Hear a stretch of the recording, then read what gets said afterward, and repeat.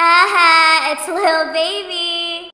Welcome to episode 18 of Conversations with Chai. Today I have with me psychotherapist Israa Nasir.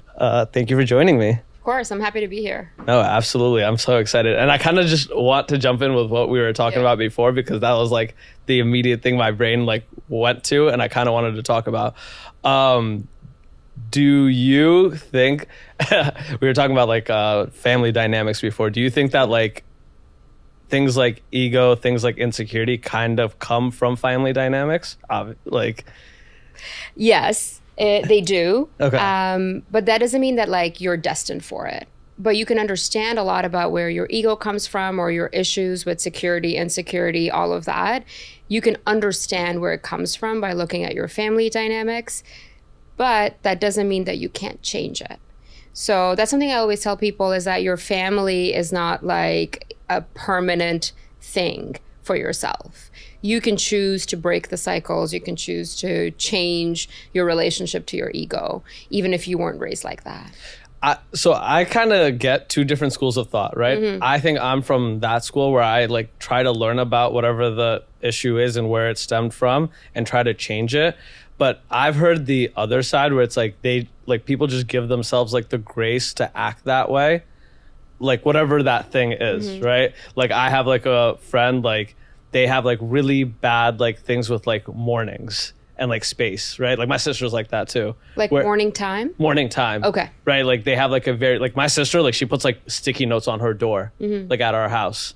Like when she doesn't want people like coming in, whether it's like for a meeting or things like that. Okay. And like I don't like really have that like boundary, so I just like ignore it anyway. But it's like a big deal to her, right? And like I look at it as like, is that like something that you should change, or is that a good thing that you have this boundary and are able to express it? Yeah, I think when it comes to that, you are only supposed to change the things that are causing you harm. So whether it's causing you harm personally or because of it, it's causing somebody else harm. Because if it's not a problem, then why would you change it, right? You only change the dynamics if it's causing some kind of dysfunction in your life. So for example, with your sister, if this is helping her right now with the sticky notes, that's a good thing, you know? And if it wasn't helping her, then maybe she could change it. So you say that, and the first thing my brain kind of jumps to is like, whether it's harming you or whether it's harming somebody else kind of determines on like the people around you and like their mm-hmm. personalities, traits, what have you, right? Mm-hmm. And like, where do we get to the point where it's like, hey, are we willing to be malleable on those things and try to grow those things for the people around us, or are we just changing the people around us? Because I've heard both too on that side. Not changing the people around us, because that can never happen. Like we can never change the people around us. We can ask for adjusted behavior, mm-hmm. right? Like because if I'm living with you and I need you to respect that boundary on the sticky note, I can ask you to respect that behavior. I don't necessarily have to change you, right? However, the one thing that I say to people is, if you are unhappy about something in your life, then you must change something about your life. So that's where the discussion of like, are things worth changing comes from, is if you keep doing the same things over and over again with the same people or the same dynamics and you're unhappy, then the onus is on you to change something about your life.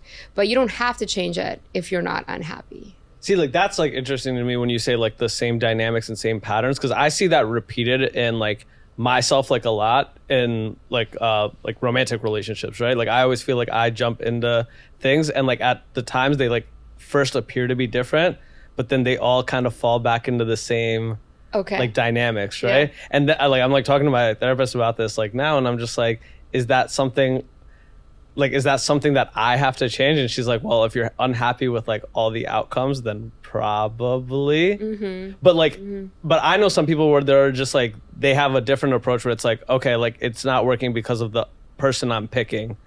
Like I look at those things as onus on me, right? Exactly. As a mix of the two, maybe the people that I'm picking, but also like something about myself, right? But I know some people where it's like, you know what, like this is who I am. I just need to find like the mirror that's going to reflect this the best. Mm-hmm. So my question to somebody like that would be, what about you is leading you to the same kind of people who are not your mirrors? right? So there's a little bit of agency there where it's like, why am I drawn to the same kind of person even though they look different on the outside? You think those things are telling about people, like who they pick? Telling, not in like a very basic kind of way, but I think that if there is a pattern that is emerging in all of your relationships, then that does indicate some dynamic within you. Interesting. And that doesn't just mean romantic relationships. It can be friendships too, right? If you're the kind of person who is constantly ghosting your friends, right? And it's happened 6 times, let's say, and now you're like, why don't I have good friendships? You have to go back to think about, why am I the person who's always ghosting my friends instead of having a conversation if they piss me off? That's something that I now can change so that the outcome is different. It's interesting because like I think anytime I talk to like whether it be my therapist, you, Sadaf, right?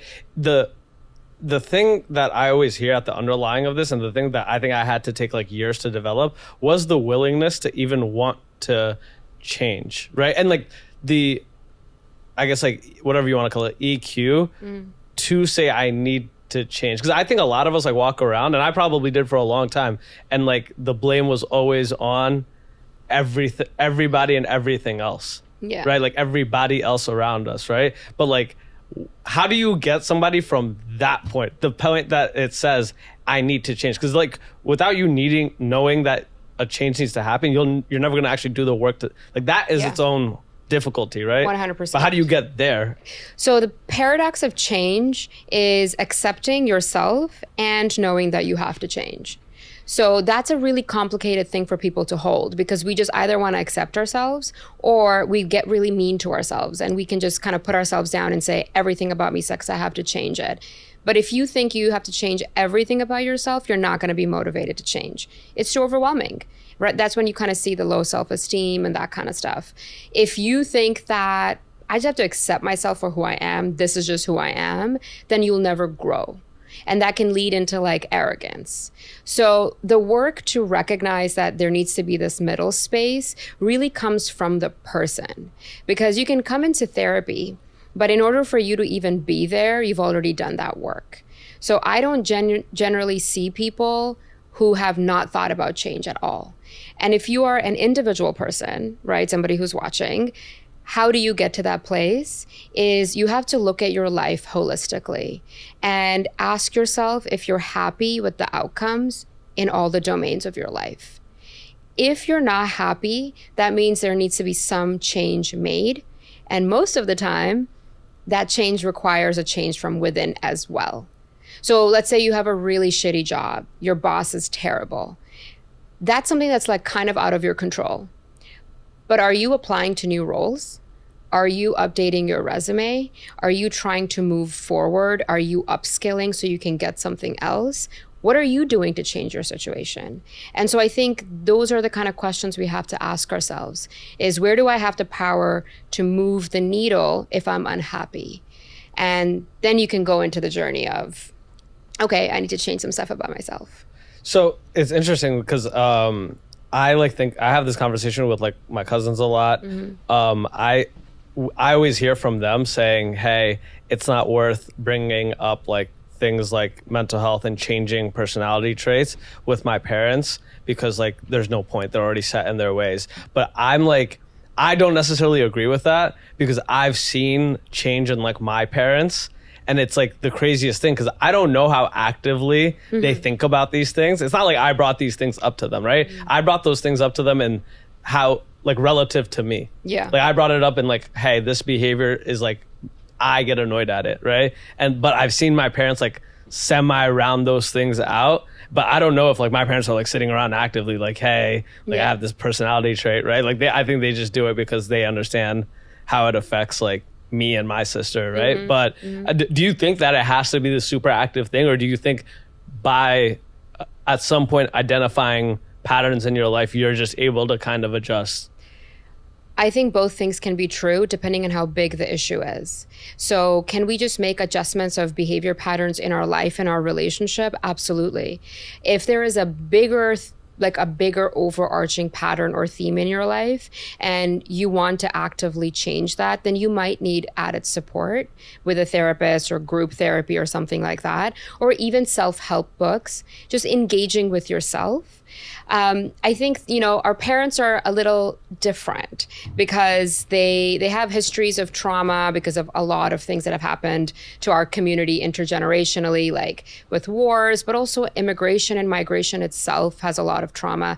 And so they don't develop a lot of emotional vocabulary. So if your parents are just kind of basing it on behavior, that's a really incredible thing because at least they're open to hearing what needs to change in the household so that their kids are happy, so their kids are comfortable. And so you can do that absolutely in your own life as well. But if you want to make overarching changes or something is completely breaking down, right? Let's say you've had like 4 serious relationships that have ended in the same way and it was tragic and heartbreaking. I think if it's such a big thing, then it's worth investing in your own growth a little bit more. Talk to me. Like you said, I've always assumed that, right? But I've never actually thought about like what those traumas are. I mean, I have to a degree, but probably not as deeply as I would like to. What are some of the traumas that come with immigration? Like, I feel like a lot of, when we describe, like, for example, like brown dads, we all, for the most part, describe the same archetype of person, right? Yeah. And like, there has to be something that like links those things, right? Like when I think about like my dad came in like super just like militant in terms of like how he operated like his family, super like kind of like conservative with like the aspects of like money and risk, not even just money, like risk in general, was like super heightened, right? In terms of like how conservative we were with it. And I think about that, and some of that has to be like the survival instinct that came in moving to a country where you don't really have anything to fall back to, right? Like here, like we always feel like we can fall back on our parents. Yeah. But like if they immigrated here, maybe even with their parents, like my dad immigrated here with his mom, right? And he was already an adult. Like, so for him, like he had no fallback on that, right? Yeah. I think like for example, like my risk tolerance is so much higher because it's like, I know I can always fall back. Yeah. But what are some of those like traumas that come with immigration? Yeah, I actually think about this a lot because my parents like immigrated twice. I've immigrated twice. I grew up in Saudi Arabia, then I moved to Toronto, then I moved to New York. So I think, first of all, from that generation of parents, the people who were leaving, they were already leaving with some aspect of trauma, which was the trauma of partition and the trauma of the 71 war, right? Depending on where you are, or the conflicts happening in Nepal or Afghanistan, right? So people who are coming from South Asia are coming from some history of trauma to begin with. If it's not happening to them directly, it happened to their parents.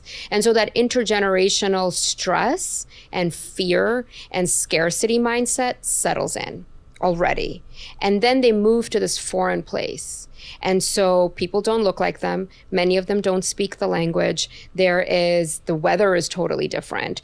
And so you have to then overcome all of these microaggressions of racism, which create a very traumatic experience for people. And then you layer on top of that dependence. So you've got dependence that you have, so you don't have the luxury of letting yourself be sad. So what do? You just repress it. And that repressed sadness then becomes bitterness, or it becomes anger, or it becomes being very stern and stoic. Like I think a lot of Asian dads are very stoic. They're very like, no emotions. This is practical. This is what they're doing. They've got their hands behind their back when they're walking, and that's kind of it, right? And that I think is like just an outcome of just generations of trauma. And I'm really excited to hear that your parents are open to hear you talk about this, or even like entertain your request, because that in itself can be healing for the parents too. Allowing themselves to have the emotion, or allowing themselves to even see the world in not this like fight or flight way, can be really healing for our parents as well. And for my parents, when I started studying mental health like 15 years ago, at that time, they kind of knew it, but they didn't really. They knew what it was, but they didn't really know what, like they knew a psychiatrist more than they knew a therapist. And over the last 15 years, like mental health has become such a normalized topic in my family, to the point where my mom will sometimes call and ask me if I'm depressed or if I'm feeling anxious, and she's using that language. And that just allows our parents to heal as well. I think so. I think about like what you said about like Asian dads being like stoic, right? Like obviously like that's who my dad is. But I think like whether it be like maybe now because he's like kind of done, like what they always look at as doing their job is like that they got 2 kids like through college into like a job, right? Yeah. And now he's in like the position, I think. My dad has never, ever sat down and like watched a movie in like the 20 whatever years I've been alive, right? Like he never had like room for that level of like enjoyment, right? Like he's like not like that, but now he just like watches Netflix series and like, and the thing is like he's able to talk about like our relationships and like things like that, and I'm just like, now you have like the luxury to think about these things, right? Like you're not worried about like, hey, I got to provide for my kid this weekend and I got to provide for my wife this weekend, right? You have the luxury to sit around and be like, how is my relationship with my kids? Because I don't think that's something that brown dads, like when we think about like the basic like needs, like they're only thinking about it even in regards, like I always look at it this way. I used to think that my dad didn't like care because he didn't like ask, oh, how was your day? Like, like things like that, right?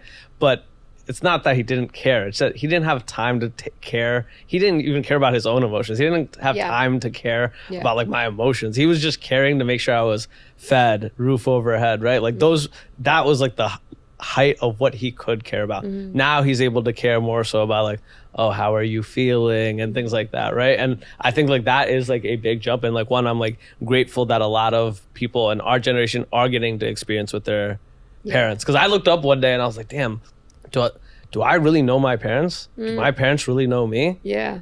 And that's like a scary feeling. Yeah, it is. Yeah. Especially like South Asians who like grew up like lying to their parents Double about lives. things. Yeah. Like I'm like, yo, I like thought about it. It was like crazy. At like 23, I was just like, damn, if I like, God forbid, like something happened, like my parents really don't know me. Like they know their son's personality inside the house, right? Yeah. But they don't know who their son is outside. Yeah. Like they don't know who like that, like, and I think now like being able to be seen in that way, it's like, okay, like I know my mom knows her son, right? Like she knows who he is in terms of her relationship with me, but she also know who he is outside and like with like whatever the different avenues of that are. You said like you and your parents are able to talk about it. Do you, obviously you have like a professional lens. Do you ever look at that and do they ever ask you in that aspect? You know, or is it like a personal, because how are you approaching that? Like, are you approaching it like from your personal relationship with them and like the traumas and things that just come with growing up, right? Or is it like a professional, like, hey, this is what it is? No, it's like, I think it always comes up more in the context of my mom being worried about me. So she lives in Toronto, right? And so if I don't call, or she doesn't hear from me, then she'll settle and be like, oh my gosh, like, I wonder if she's depressed. Like, it's like this like 0 to 100 immediately for her. So she'll ask in that way. But, I was thinking of something you were saying right now is my mom doesn't know who I am. You had this like kind of like awakening in your early 20s. Something I'd really want to say here, because you have a predominantly South Asian like audience, is it's okay if your relationship with your parents never gets there. That's not the only way to have a relationship with your parents, because I know that because of the way our family dynamics are often structured, there are many people where their parents can never know what they're really like. It's so funny you say that. So like that is crazy because like my cousins, I told you about like the 5-6 of us that like really grew up here. We all have such different approaches. Like I have my cousin on one end, right, where she, of course, she's just like us. She grew up here. She's like a South Asian American, right? So she has like a life here that her parents will never know her about, right? But then you have me on the other end of the spectrum where I don't, like, my Instagram's been public since I've been 16. Like my parents just know a lot of things. You are not a brown girl. No. But my cousin, my eldest cousin, right? She has a very like limited approach in like the boundaries that what she shares with her family, right? Whereas like I don't, maybe because I have the luxury because I'm a South Asian male, right? Like, again, different dynamics. But she has that. She's like, yo, like me and my parents can have an amazing relationship and I love them and they love me, right? But for some reason me and my other male cousins were like, yeah, but unless they know everything about us, do they really like love us for like all of that? It's like two completely different like approaches, perspectives on how we handle our parents. Yeah, it's totally different on how you kind of develop your own sense of self in that as well. Because, you know, on the one hand, you've got the sense of self that is, people must know everything about me for us to have an authentic relationship, starting with the parents. And on the other hand, you've got the sense of self that it's okay for me to be private and I can still have authentic relationships. And neither is, you know, wrong. They're both different ways of living. The reason I brought it up is I just wanted to say that even if you don't have a completely authentic relationship with your parents, it doesn't mean that you can't have a good and healthy relationship with them. And that requires, you know, sometimes you have to grieve the parent you think that you needed to accept the parent you have in front of you. And that's a more complicated journey. So sorry, I think I just totally went off on a tangent. No. I think that that's so important, right? Because I've had phases of my life. And like I like now like think about it, right? Like I think about like who my parents were when I was like 6 to 10, then who my parents were from when I was like 10 to 20, right? And I had to like, I think at some points I was mad about it. Some points I was sad about it. Then there's some points where I like finally accepted it. And now I finally feel like I'm at the point where I can just like love them as is. And it's crazy because I told you I have a younger sister. She's like 5 years younger, right? And we have like, now I think she's also, because she's like post-grad, is able to like look at our parents and kind of just accept them for what it is. Like we have completely different views on our parents because of like what we saw depending on the age group that we were in. Because like the parents that I saw at 16 are the parents that she saw at 10. Yeah. Right. So like I'm saying that my parents got to this like super evolved version by whatever age they evolved at. Right. Yeah. But like my sister got an era of her life where that was the case. I didn't really get that era until like post everything else that was already there. Right. Yeah. And I definitely think that kind of shapes, at least, or has shaped for me, how the relationship is. But do you think that like in terms of like South Asian like children, right? Is that like something that we ever really get to? Like do a majority of us ever get to like the point of like, hey, these are my parents. They weren't able to provide this, but they were able to provide X, Y, Z, right? Like kind of seeing your parents as whole human beings instead of just your parents.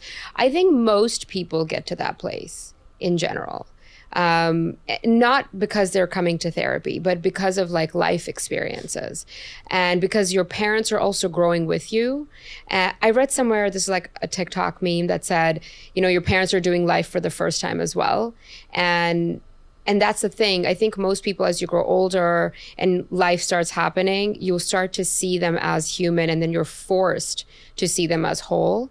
Some people don't get there, but I would say the majority of people do get there. This is super anecdotal, by the way. Yeah, no, I think I think so, right?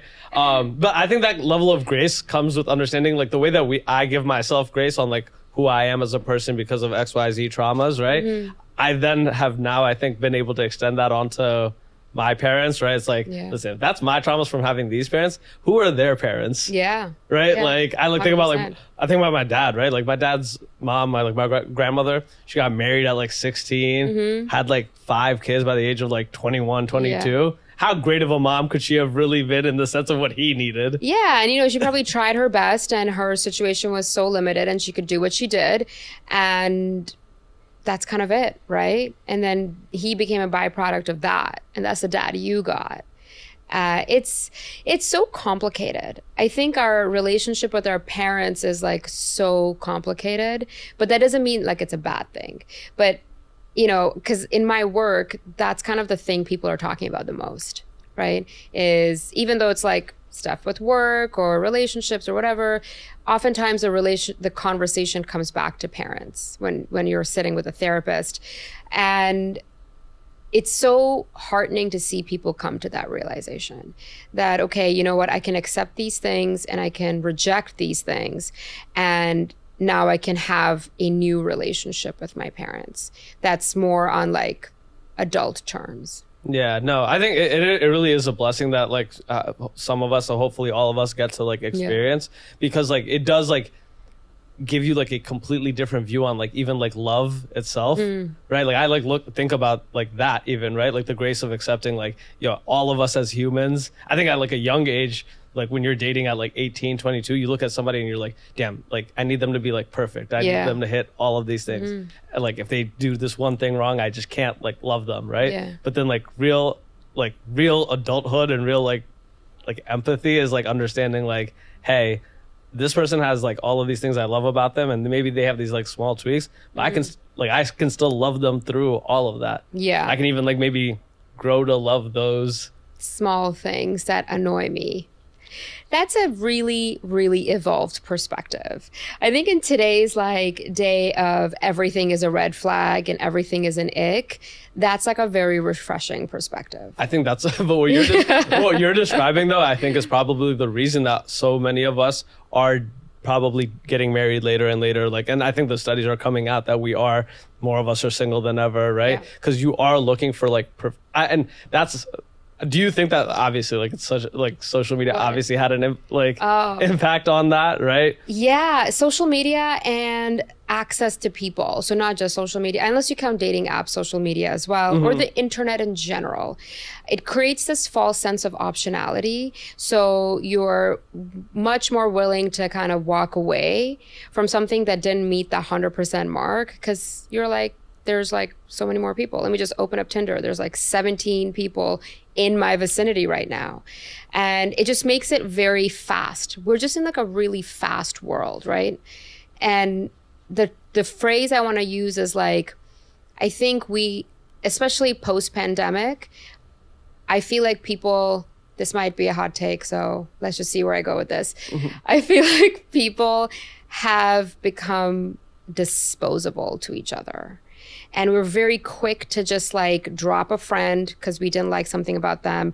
Very quick to just end a relationship or not even give someone an option to show something because we're like, well, there's 4 red flags, but we're not really questioning whether they're actual red flags. Because like, what is a red flag? So let me play devil's advocate because this is not how I view things, but this is what I hear. Because I be trying to preach that to people, right? I'm all like, y'all are looking for things that don't really exist. But anyway, like the counter argument to that, right? And what I hear a lot is, hey, if this person has 3 of the 5 things, right?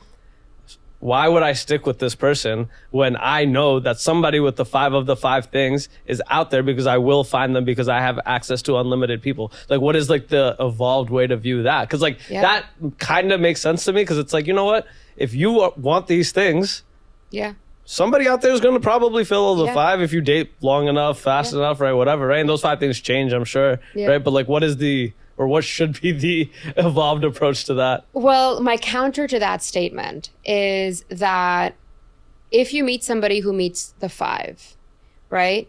And shit happens in life. Are we allowed to swear? Yeah, absolutely. Okay. I fucking curse on this all the time. They have to tell me to not, but that's just not happening. Yeah, shit happens in life and one thing changes about them, right? You now have to kind of reckon with the fact that what is truly a non-negotiable? Every red flag cannot be a non-negotiable, right? Your non-negotiables are rooted in your values. It's rooted in genuinely the kind of relationship you want to build. And then from that, people are evolving all the time. And we have to make space for our partners to change. You know, we have to make space to meet them in different seasons of their life. So if you have the mindset that if the 5 out of 5 is not met for me, move on to the next, how are you going to put up with the evolution of a partner, right? And that will become really challenging for you because then you will stop investing in relationships with depth because then you'll be like, well, people change anyway, or I'm not going to get this, or I didn't get that. And so then you end up having a lot of superficial relationships. And maybe that's okay for you, but that's not the way to build a deep relationship. And so what I would say to people is really hone in on your true non-negotiables. And then think about your nice to haves. And then think about your, it's cool if it's there, if it's not, I'm fine. But your whole list shouldn't be like 12 things where you don't have an understanding of whether this is like a non-negotiable or not. You ever have to sit inside with a client and be like, listen, your list of non-negotiables is way too fucking long. Like, because Not in those words, but not in those words, right? But like, you ever just sit and be like, yo, listen, girl, like you cannot be asking for these 15 things. you know, I phrase it as, let's bring this back to your values. Which of these are aligned? And that, I think that's so true, right? I think everything is so glossy and everybody looks so hot on Instagram and TikTok. It's very confusing to be like, what do I actually really want? And a really good way to get there is to think about, how do I really want to feel? How do I want to feel in my relationship? And then from there, you can back into qualities and traits and values and politics. And I think those are the questions we're not asking. And for a lot of South Asian kids, we kind of go through this like checklist that we inherit from our parents. So you've got the culture, the religion, and then the sect in the religion for some people, right? And then you've got 4 types of careers that are acceptable, and then you kind of box yourself. And so we don't really learn to ask the question about how we want to feel in the relationship. Yo, this is kind of an epiphanal moment for me, because I realized that that's probably a big reason why I had to like really like date around, like because I had no perception of that, right? Like I'm like thinking about like I didn't even really take, this is gonna be so bad. Nobody clip this. But I didn't even know. Like, I didn't even really take, like, dating somebody who wasn't from, like, the things that you mentioned seriously until, like, much, like, later in life, right? I always thought, like, hey, if they're not, like, well, it's probably not going to get anywhere, so what's the point of really taking it seriously? And, like, I never even learned what an adult relationship required to ask, because I had never learned that. And that's, like, a part of just, like, adulthood. Like, you don't even know what adult relationships are until you're an adult. Yeah. But, like, I'm, like, trying to think, I'm, like, just, damn, like, I had no perception of, like, what I was looking for, because I think like especially men, right, it's just as simple sometimes before we evolve at like 25, right? It's like, oh, she's pretty, she's nice to me, the end. Yeah. Right. And we never get anything past that, right? Yeah. I think that's why a lot of us are still, I think a lot of men end up being still in that box where it's like, who's like the prettiest girl that will have me? And is she interested in me, right? And that's like, we don't ever get out of that, right? I don't think we ever get to like, what do I really want out of my partner, right? Yeah. Like, or what do I want out of my life? How do I want to feel every day? And what is that person going to be? Like, who is that person going to be who makes me feel like that? And I would say that even for the girls, like, I think it's very confusing because society always tells us that we have to be married before 30, God forbid you're not married at 30. And then God forbid even more, you don't have kids by 31. And that becomes so confusing for women to really realize what they want in a partner, because they start prioritizing their own age, their biological clock, the kind of life they can have, you know, in terms of supporting kids and can I work, can I not work? Like, I think all of these like very logistical things start taking precedence. And then we're like, but wait, am I happy in this relationship? And I think that's just a question that we're not asking until after. I think that's like one of the biggest tragedies. I think about that a lot. I think it's one of the biggest tragedies that we're repeating as a culture, because I always think about like the generation above me, right? Like my parents' generation. And I think about all the South Asian women that didn't have that choice. And then when they realized after the marriage that they weren't happy, they still couldn't do anything about it, right? Because they had the kid, it wasn't accepted in the culture, right? Yeah. So then they're just forced to thug it out, right? Yeah. And so I always think like it's the flyest shit in the world when I meet like a South Asian woman who's like fine with like dating, getting her career together and like focused on the other things, because it's like, oh, okay, like no, look, you understand that you want to actually genuinely be happy before you make that move, right? Because I think a lot of us force ourselves into certain boxes, and then once that date starts coming up, we start fudging the boxes a little bit, right? It's like the end of, like, you ever write like an essay in school, right? And like the first 3 paragraphs are phenomenal. Yeah. And then once you start getting that time, you just like rush through it's and like it's bullshit. Yeah, right? Yeah, like I see that all the time. Like I've seen it, I'm not going to name names. I've seen it in like cousins who have like had these like lists at like 25. And then by the time they're like 27, I look at the guy that they end up with. And very it's different. Like, it's like not it at all. And maybe they evolved, right? Yeah, but it's like so obscenely different than what they told me that they wanted a year ago or 2 years ago, right? And I think that parents also kind of do the same thing. So when I was like early in undergrad, my mom was like, oh, you gotta marry a Pakistani guy, like from Karachi, like Pakistani guy from Karachi. I got married at 30, and by then, he wasn't even Pakistani, and it didn't matter. Like, she was like, just get married at this point. Like, yeah. Like, he's Indian, and they're like, okay, cool, like, whatever, it's fine. And so, like, you know, of course, like, it does change. They realize that, you know, some of that stuff is not that important. But I think that's why it's so important to think about yourself as a whole person, not of yourself in relation to other people. So not thinking about yourself only as a daughter, as a sister, as a wife, as a girlfriend, as a whatever your career is. You can't just only think of yourself like that. And even with your career, you can't just think about yourself as a career-oriented person and neglect your interpersonal relationships. So we have to really expand the way we look at ourselves. Is that true?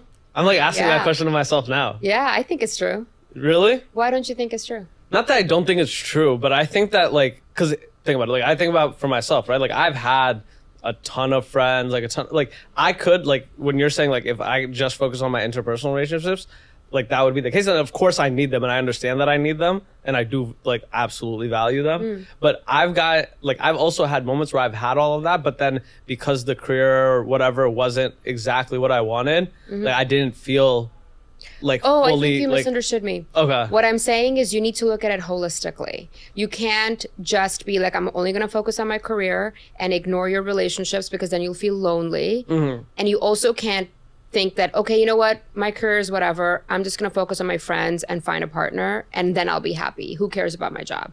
You're not going to be happy, because, you know, we spend like so much time at work, right? Like 8 to 9 hours, 12 if you're like, you know, if your career demands it, a day. And so what I was saying is we can't just pick one. We have to look at our life holistically. We have to find ways to be happy in all the domains, marginally, so that the average amount of happiness is high. Okay, no, that I absolutely agree with. Like, I was telling my producer, like, yesterday, I was like, yo, I'm so happy with, like, where some of the other things in my life are at and how they're set up, that now I can give this, like, my full attention. Yeah. Because when the others are, like, faltering a little bit, I, like, can't, like, my mind just, like, the bandwidth isn't there to think about those things and these days. Like, sometimes I will get frustrated and be like, I'm, like, the type of person to always want to have a conversation with my friends, but sometimes I'll just feel, like, mentally at bandwidth where I'm just like, you know what, not even gonna attend to it because I gotta focus on this. But I'm, like, I always, like, find gratitude, and, like, when those things in life are, like, clear, I can give this, like, 1,000. Yeah. Right? And then, you know, obviously you have to adjust as, like, life happens and things happen.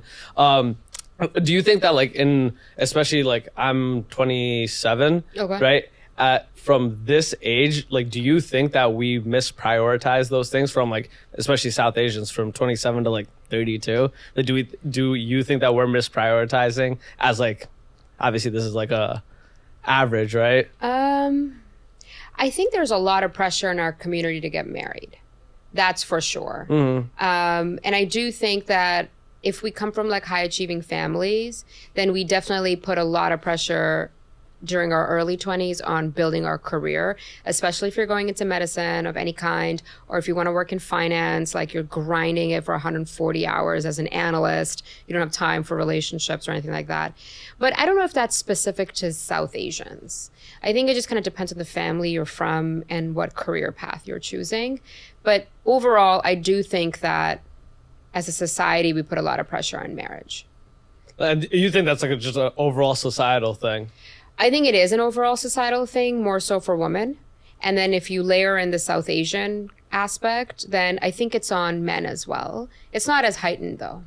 I think for women, like, it has to be because of some of the biological aspects of it, right? Some of it is like, yeah, we want you married at XYZ, so you can also have the kid by X, Y, and Z. I mean, there's kids, there's honor, there's shame, there's fear of loss of virginity. Like, there's so much that goes into a parent wanting their daughter to be married. There's just so much fear that something will happen and the family will be, like, dishonored, right? Like, do you speak Urdu? No. Oh, okay. So have you heard of the term sharam? Yeah. Yeah. So, like, that's such a big part of, like, South Asian conceptualization of womanhood.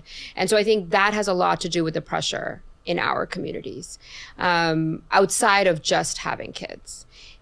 Yeah, it's crazy. Like, I I find it insane that it's still kind of a thing. And it really depends on the boundary that you have on it. Like, I've like set up such like a good boundary between me and what I deem like my Bengali community. But when I say like my Bengali community, I'm talking about like my parents, like maybe their friends, like family, right? But if you have like the boundary and don't let that become your entire reality, like you realize it's like, it's fine. Yes. Right? Like, it's fine. I'd rather have them be like, why isn't he married at 30 than all of my friends being like, the people who really know me saying like, holy shit, he's like absolutely like married to the wrong person or something like that. Right? And I think like, it's weird though, because like we don't give, especially South Asian women, we don't give them like the credit. Like nobody ever talks about like that, right? Like I have like aunts that are like unmarried at like 35, 32, and they've done just like awesome things within school, within their career, right? But nobody ever talks about that. Like that's like never the first thing that gets brought up when their names get brought up in conversations. It's like, oh, it's so sad that she hasn't had a kid. Or she's not married. And there's no celebration for that stuff either, right? Like only married people get the celebrations of the wedding, the bachelorette, the bachelor party, baby shower. And if you have the folks who are either not having babies or they're not getting married, then there's no like celebration unless you choose to celebrate yourself. I think I was just I said this on like literally the last podcast where I was like, we've been celebrating the process of getting married for way too long, right? Because like for most of us, that becomes like the accomplishment. I was looking at it from like almost even like a social media perspective. So I was like, damn, like these things have gotten like out of control where it's like, even if you're not like a content creator, your wedding becomes like a piece of content because like everything else, like we want to, like when we get a new job, we post it on LinkedIn, Showcase right? it, So we have to showcase it. But like, it's like the level of like showcasing that goes on around like weddings and especially South Asian weddings, because it's like, so like, hey, I did this, right? Like this is probably the biggest accomplishment outside of then having the kid that I will post about ever. Like I've seen people who never post a thing and it's like the first thing is this crazy wedding rollout. That's true. And I mean, weddings are not a bad thing, but because of what it has begun to signify in our community, it is kind of like morphed into something that people feel bad about.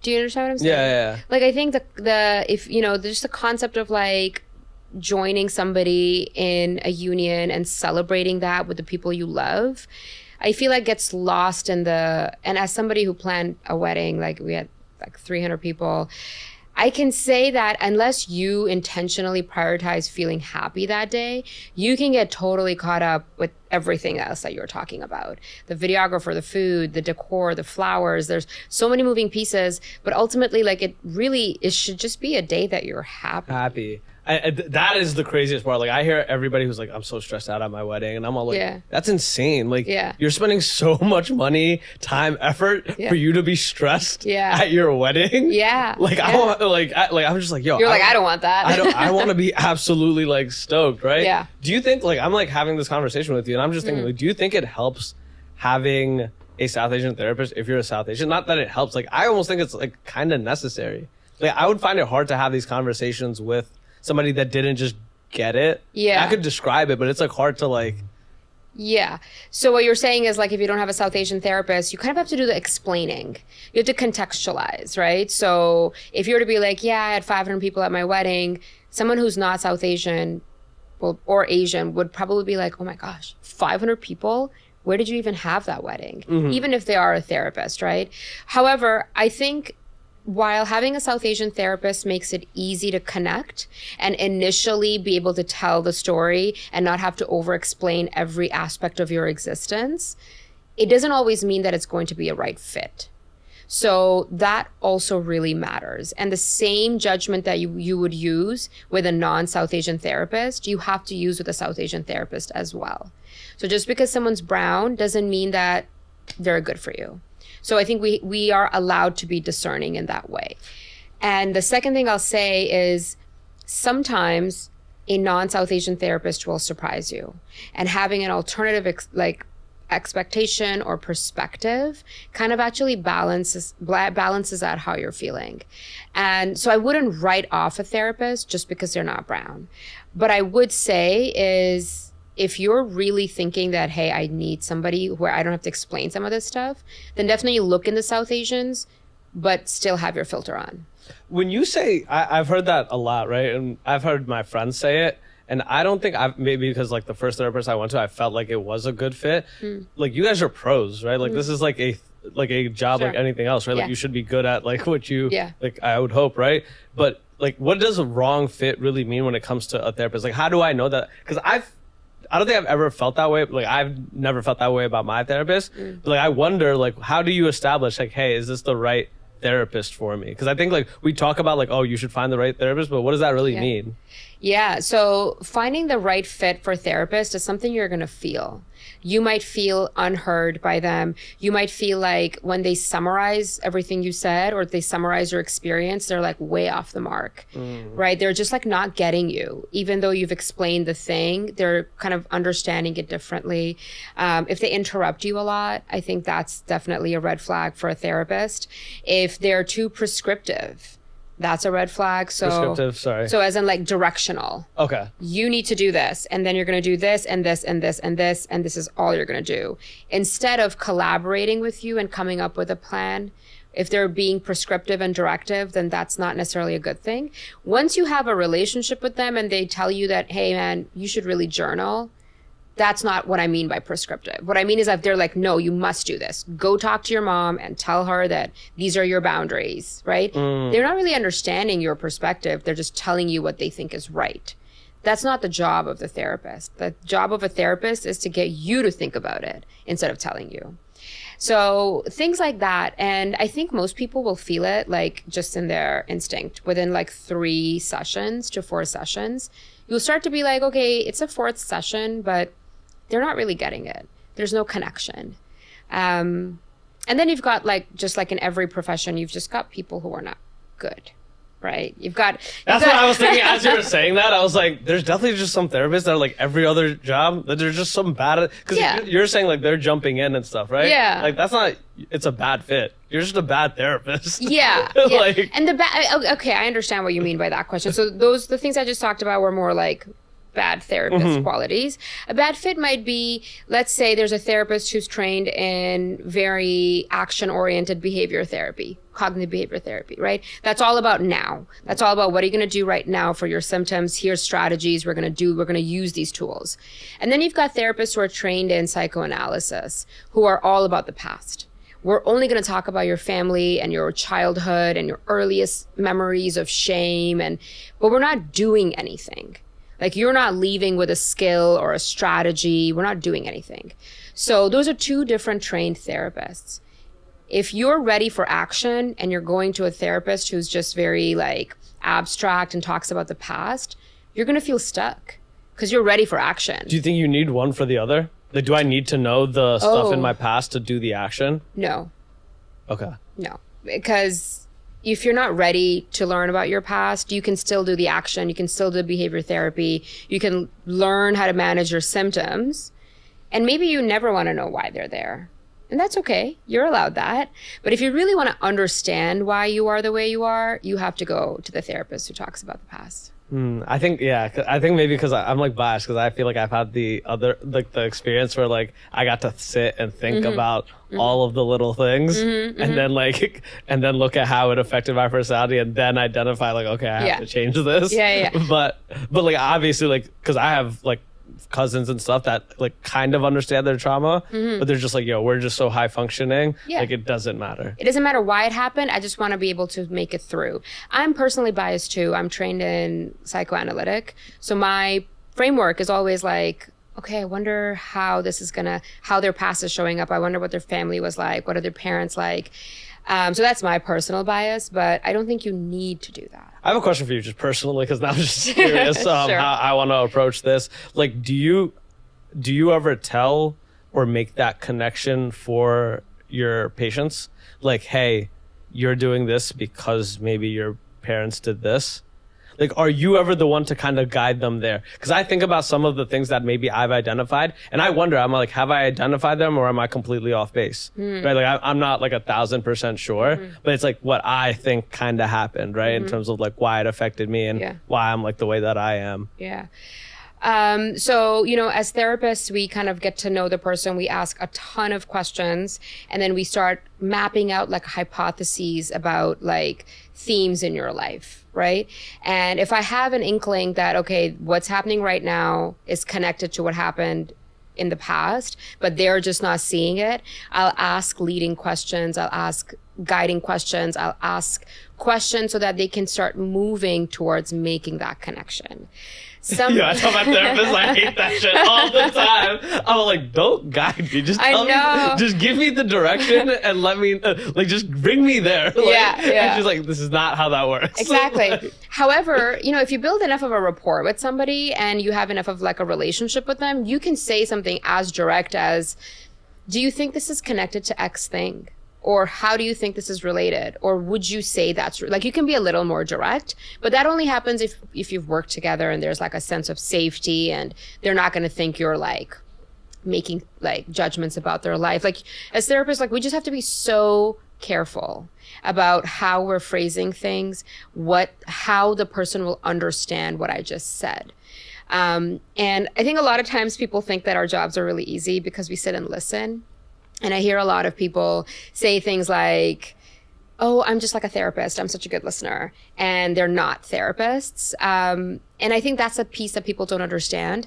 We are so on every minute of that 45 minutes that we're with you. Like the mind is just working.